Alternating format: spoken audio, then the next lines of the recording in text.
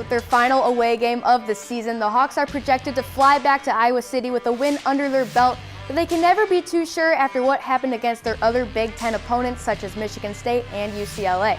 However, we're going to leave those upsets in the past and instead focus on the history between the Hawkeyes and their next opponent, the Maryland Terrapins. The last matchup out of their 4-game series was in October 2021, where Spencer Petra stood as the starting quarterback for the Hawks, and things looked a lot different roster-wise. Iowa maintained that momentum, scoring not 1, not 2, not 3, but 4 touchdowns within the second 15-minute chunk of the game, bringing the score to 34-7 by halftime. And although this may be the first meeting between these two teams as Big Ten opponents, this isn't the first time Iowa and UCLA have gone head-to-head on the field. In final, the Hawkeyes upset the 6th-ranked Bruins 20-7, giving former head coach Hayden Fry his 100th career win and exciting fans so much to the point where the UI athletic department had to pay $15,000 to fix damage done to the bleachers. From 1974 to 1994, the Hawkeyes beat the Wildcats 21 times in a row. Are you kidding me? 21 times. This was the most Iowa football game you could get.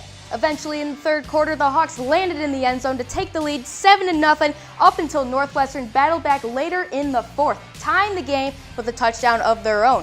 The game stayed tight until the end when Drew Stevens kicked a last-minute 52-yard field goal right down Broadway to win the game for the Hawkeyes 10-7, giving them their 3rd win over Northwestern in a row. For my Hawkeye highlight, I have the one and only Brendan Sullivan. Brendan does something Iowa fans haven't seen a quarterback do in years, and that is run the ball. He is not afraid to take it for himself and consume a hit or two in the process, and I'm excited to see what he does against the Badgers.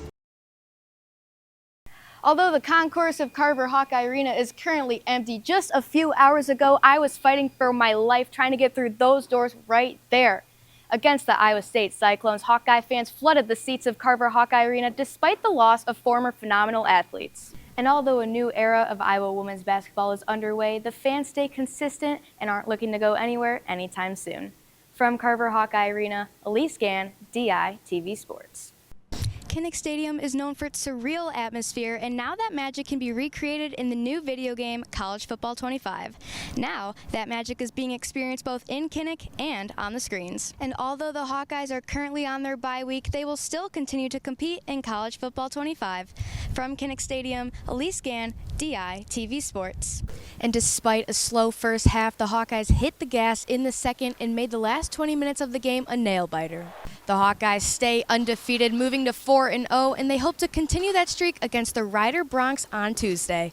From Vibrant Arena, Elise Gan, DI TV Sports. Only a few months into his life, it became known something about Hunter Mickelson was off. After noticing he was not gaining weight or nursing averagely, the Mickelson family visited nutritionists, specialists, and other medical experts, but none of them could provide a definite answer.